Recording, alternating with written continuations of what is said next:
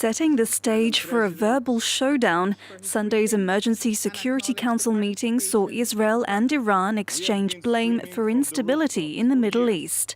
Israel called the session following Tehran's retaliatory strikes on Saturday night and called on the council to designate Iran's Revolutionary Guards a terrorist organization. According to the Israeli military, Iran's attack involved more than 300 drones and missiles. It said 99% of them were intercepted, though several ballistic missiles caused minor damage to an airbase and wounded a 7-year-old Bedouin girl.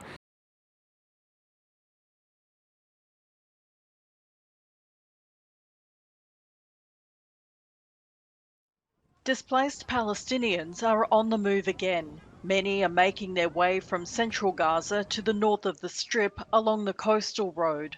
But the decision to leave is in defiance of an Israeli army directive. It's warned Palestinians northern Gaza is still a war zone. Some have told journalists their lives in central Gaza are miserable and they want to return to their homes. Meanwhile, Israel and Hezbollah have launched strikes against one another on the Israel-Lebanon border. The Israeli army says it bombed Hezbollah weapons plants and military compounds in Lebanon.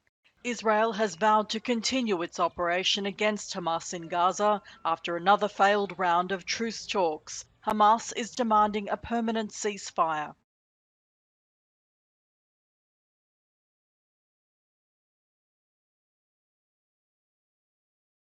Germany's defense ministry says it's supplying Ukraine with an additional Patriot air defense system. It said the system comes from German military stocks and would be handed over immediately. Russia has been stepping up its missile and drone attacks on Ukrainian cities and infrastructure. Ukraine's president thanked Berlin, saying the delivery comes at a critical time.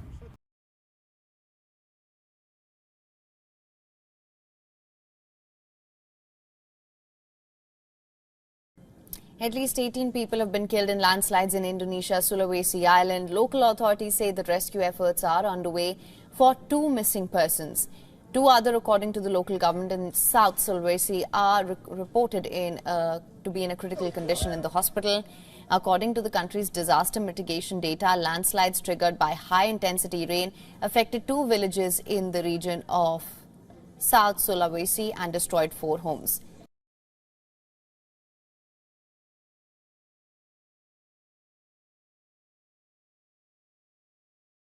He will forever be known as a callous killer, but Joel Cauchi's parents say their son was not born a mass murderer. Oh, look, I love my son. I'd give my life for him. At their family home in Toowoomba, Queensland, Michelle and Andrew Cauchi are trying to get on with life, knowing nothing will ever be the same. The heartbroken pair phoned police on Saturday when they saw these chilling images on TV. And put myself through hell watching my son, but I'm prepared to do that because I love my son and I want to find out what's wrong. I don't know what's wrong, why he would do this. The 40-year-old suffered from schizophrenia and until 5 years ago was living here under the close watch of his parents. He went off his medication, moved to Brisbane, but returned home last year with 5 US Army combat knives.